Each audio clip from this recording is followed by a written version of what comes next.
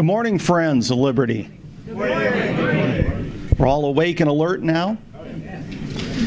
I want to welcome you officially to the state of Wisconsin. It's great for our party to be able to host you. I appreciate it very much. Every time I come to Milwaukee, though, I'm literally taking my life in my hands. I'm thinking two things. I'm praying, Lord Jesus, please don't let me hit anybody. And the second thing I'm thinking is that I don't know how they ever issue speeding tickets in this town. Everybody's speeding. They must pull people over for impeding traffic. So I was expecting to get pulled over. I do want to say on our back table we have shirts yet, and please don't make me take them home. Being the last day of the committee meeting, I'll cut you a deal. But we also have from our Milwaukee County Chairman, Riley Hood, he brought Reality News newspapers, which is out of Butler. Riley? Yeah. And from Steve Wilsonbach, that's just one of the three papers we get a lot of articles in and to get attention. So those are free. Take some with you.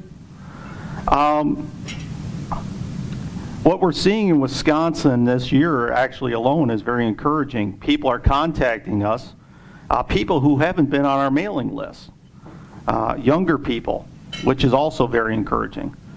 Even better is when they contact the party, they're saying, I want to do something in the party. I want to be involved, not just I'm sick of Republicans and I'm going to join you. They actually want to do something. That's huge. So it's like the saying goes, in any organization, 80% of the work is done by 20% of the people. So I wish it were reversed, but it is what it is. So we're seeing an increase in the 20%ers.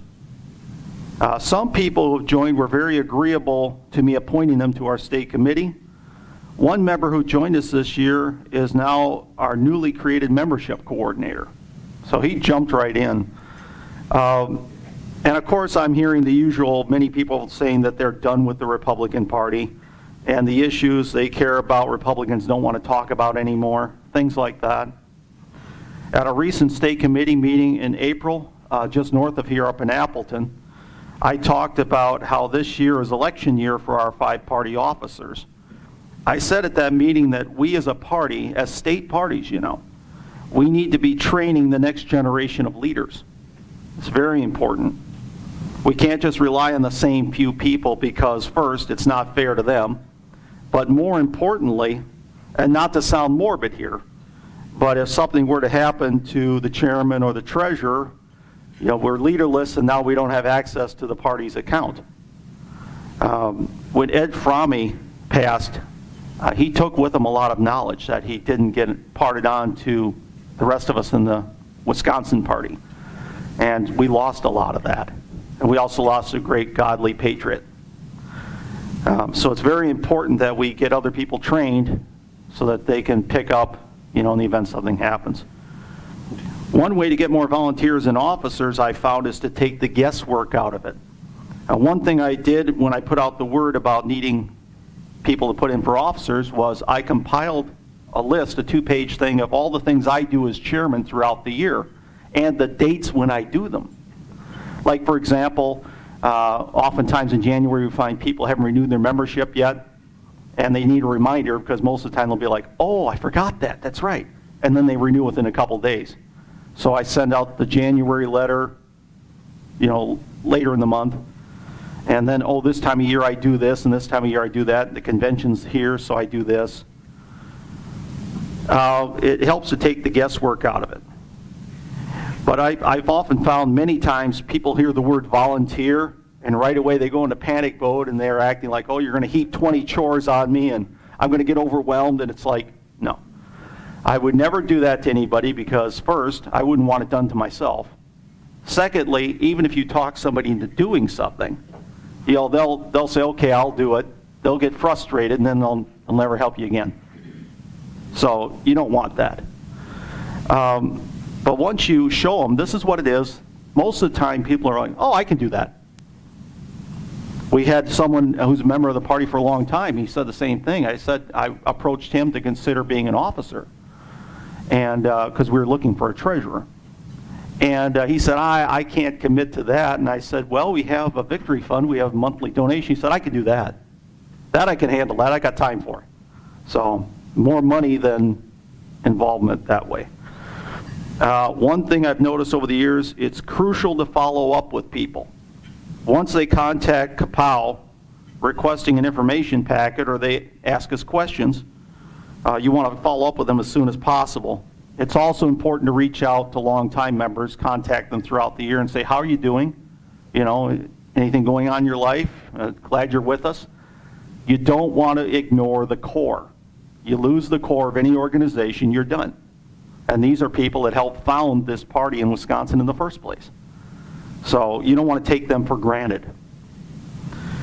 Another thing we're doing in Wisconsin is we're focusing on the local initiative. I think this got touched on yesterday about getting our party members appointed to boards and committees in townships, in counties, and cities.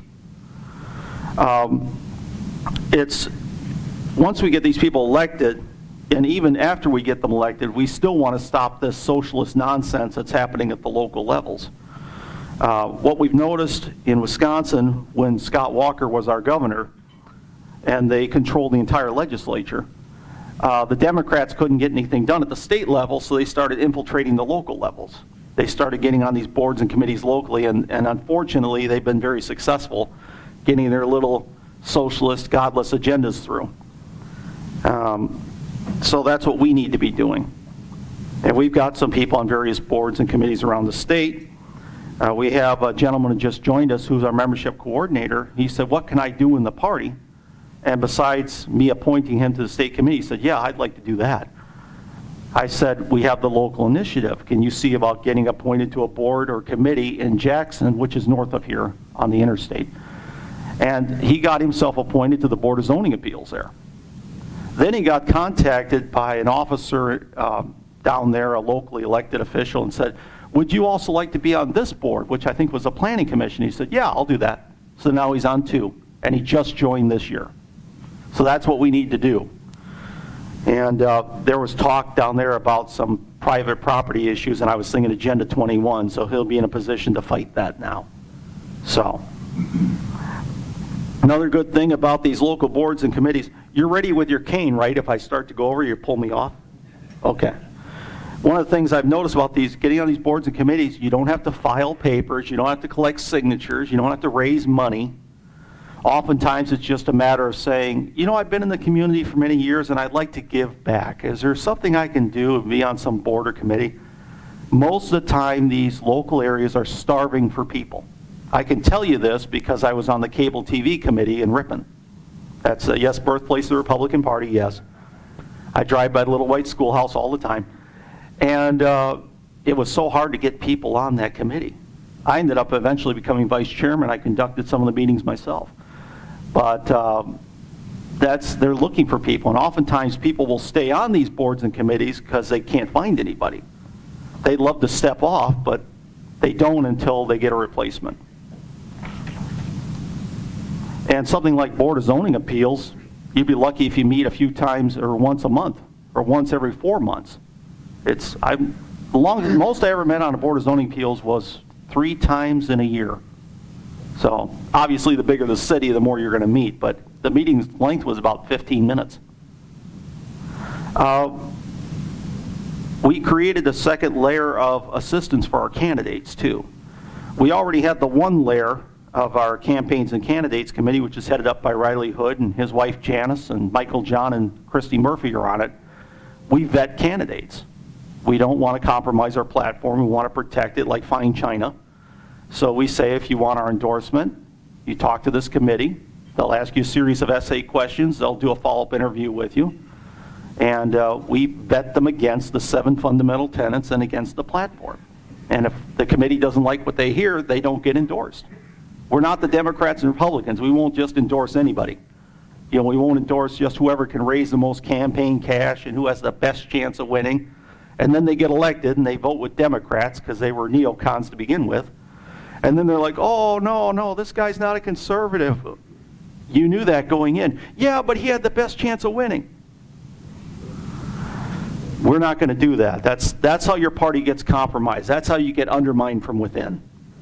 And we've turned down people because of that, because we've got to protect the platform. But we created a second layer of assistance, which is once we endorse you, here's who you talk to who can help you collect signatures, here's who will donate money, here's who will go door to door for you. We tell the candidates, ultimately, you're responsible for your own campaign, but these people can help you. Otherwise, it's we endorsed you. You can go out and tell the public that our party endorsed you, but then what help do they have afterward? We can't leave them to be out to their own devices and feel like they can't get help. That would be extremely bad.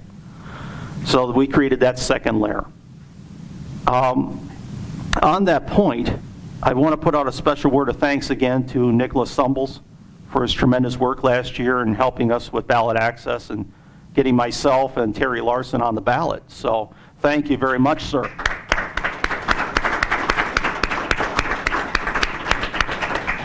How about your promise that you had with me, remember? Yes, I could do that.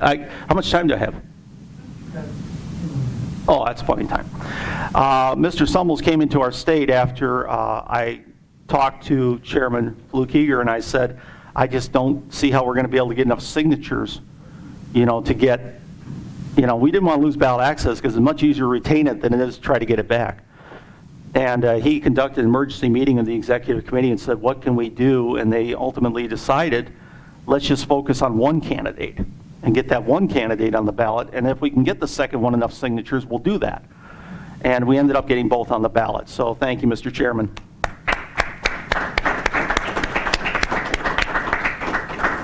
But I'll tell you, Nick collects more signatures in a month than I could get in a year. And he does tireless yeoman's work. I met with him in Johnson Creek when I was taking all the signatures into Madison to get them registered. And I said to him very strongly, I said, you shouldn't have had to come into Wisconsin again. And I said, if it should happen that you have to come into Wisconsin another time to help us get on the ballot, I'll resign as chairman because I'm unfit to be a leader if I can't anticipate these things. Part of what happened was that I just assumed the people in 2014 who collected so many signatures would be able to get that many again. I did have some of their numbers. I cut some of their numbers in half, just to be safe, but they still got far less. And I realized why. The aging of various members of the party, health issues. They couldn't get as many as they could back then. So I underestimated that. Ultimately, as leader of the party, it's my responsibility. So if I can't own up to that, I should move aside. And that's the promise I made to Nick, and that's the promise I'm going to keep. So as far as I know, no one's challenging me for the chairmanship, so I'm blessed with it for another 2 years. But the statewide office races don't come up for 4 years. So I got a little time to get my stuff together. But thank you, Nick, just the same for all the work you did. I also want to say that everybody who collected signatures in Wisconsin, thank you very much for that tremendous, and donated money. Thank you for that. I also want to thank Joan Castle for her enormous patience in fielding all my questions. It's like, I'm bothering this poor woman. I don't want to keep, but I got to know this, I got to know this. And it's like, and for finding us this great location. Thank you, Joan, and everyone who made this meeting possible. Thank you.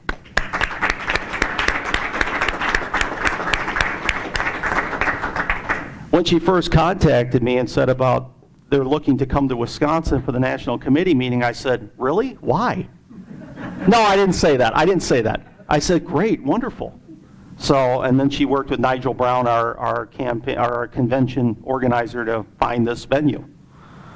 I also want to thank Donna Ivanovich for always keeping our National Committee meeting contact list updated. So she does great work on that. One thing I want to close out with is people think leadership is sitting in the big chair and, oh, look at him. He's the head of this, he's the head of that, he's the boss. But oftentimes the leader, as many of you will know, being leaders yourselves, you're quietly going about the day-to-day business of the party behind the scenes, sometimes thanklessly. And Riley, you would know this, having been our chairman for a good few years. Oftentimes people look and say, oh, this got done, this got done. It's like they don't look at who did it. It just happened, and it's like it just did itself. No. So oftentimes leadership is doing the little things that other people won't do. And that's oftentimes the case. For me, I have said many times, I don't have to be chairman of the Constitution Party of Wisconsin. I have no problem with being behind the scenes. I don't have to lead the parade. If someone steps forward and says, I'd like to be chairman, I'll train them. I'll be here for them as a resource after they become chairman. I don't have to be front and center.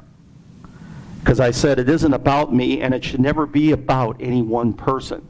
We're a party, we're an organization. If it ever becomes about one person, we will lose, and deserve to. But I'm reminded of this story. I never get tired of telling this. One time we were at a state convention. He just showed up. This is perfect. Nigel Brown, ladies and gentlemen. The sharpest dresser in the room. Once we had our state convention, and I was up here at a podium like I am now, talking as chairman, and Nigel was our vice chairman back then. And I said, Nigel, I was talking about power. Okay. And I said, Nigel, if I were to ever have an accident, this whole party would be yours. And Nigel said to me, he said, my plan is to keep you healthy. So I had to share that with you. On a side note, our state convention will be June 29th, again here in Milwaukee. So you're all welcome to come. I assume you'll come all the way over here for that. But thank you all for coming, and I'm just glad I was able to talk to so many of you. I don't know if I haven't met you all yet, but I've taken a lot of notes. So thank you all for coming here, and enjoy the rest of the National Committee meeting.